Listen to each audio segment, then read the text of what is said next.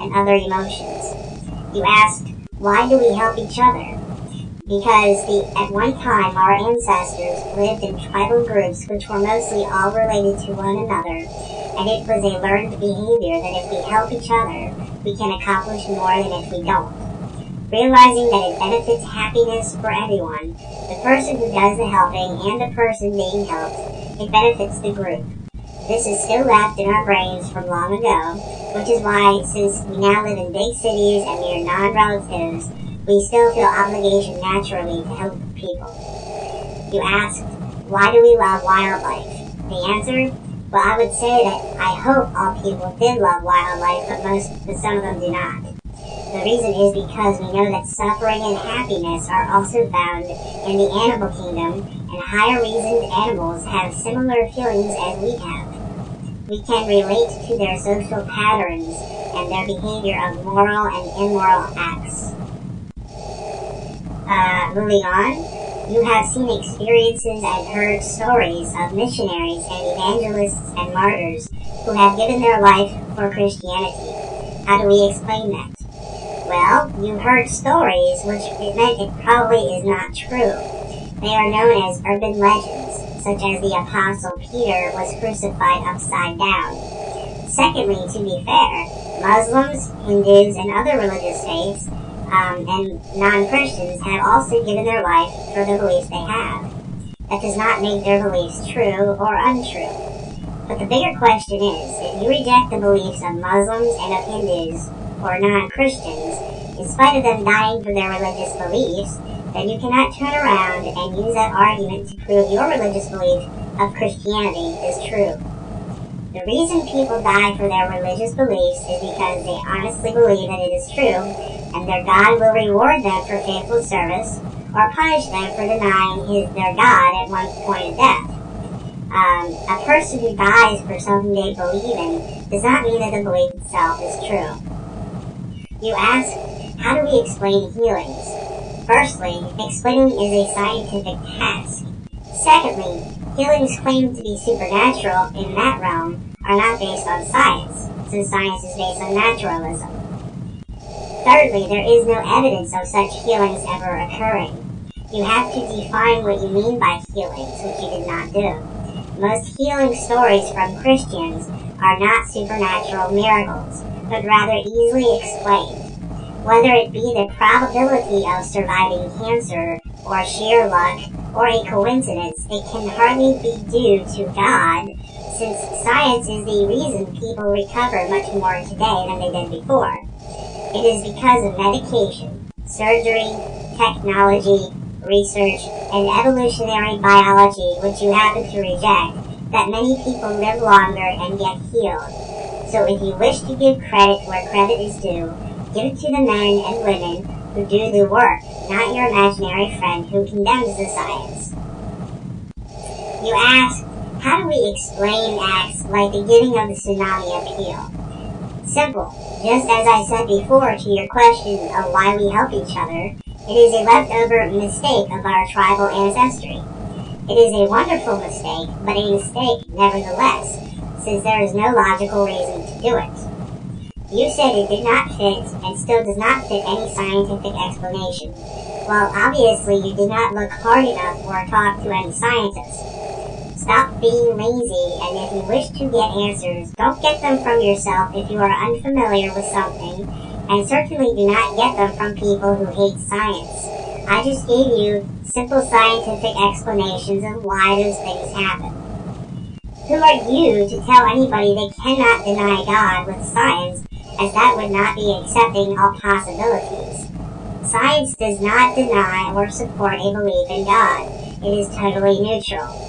However, if the evidence points to the fact that the Bible and other holy books are wrong on issues of biology, cosmology, and the like, then the gods of those religious faiths get a serious blow to their authentic existence.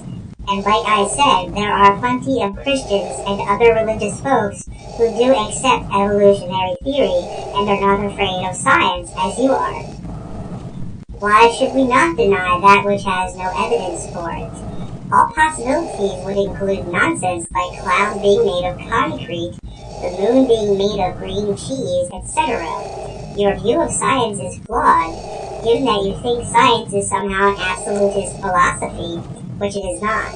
Just because you cannot disprove a ridiculous claim does not make that claim valid or true.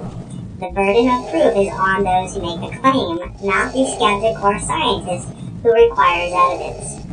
Well, young man, if you already had this extremely false view of science, most likely based on your Christian upbringing, it is no wonder that you are confused. You said that you went to a Christian event and said you would laugh at the Christians there when you went. Then you said it was the most unique thing that you had ever felt. You felt welcomed, there was no fighting, no hurt, and just love and acceptance. Now, you told us in the beginning that your family did just that when you were growing up, and you behaved like a rotten kid anyway. So this Christian event was not the most unique anything to you, since you claimed that your Christian family and friends were just like that. You assume people on YouTube are retarded if you do not think that they would catch you in this lie. Okay, so some guy comes to you and gives you a message about you becoming a church planter. So what? Do you know anything about cults and psychology? The power of suggestion to a moron like yourself at that age would have easily swayed you to believe just about anything. Why the hell someone would do that is because you sound like a sucker, and you probably looked like one too. If that guy's statement to you was on your mind for what you said was ages, then obviously you are easily manipulated into believing anything that someone tells you as long as you trust them. I think that you have been very dishonest so far by claiming that you questioned your church and the religion, and yet you fell for this stupidity so easily. You did not ask questions about anything, obviously. You just sat on the fence like a coward agnostic until some religious nut convinced you that God told them something about you. So far, you have not given any good reason to be a Christian, nor have you been able to sway my mind to question what I believe to be true, or anyone else's mind for that matter, unless they are even more dumb than you claim to have been. You said, I thought.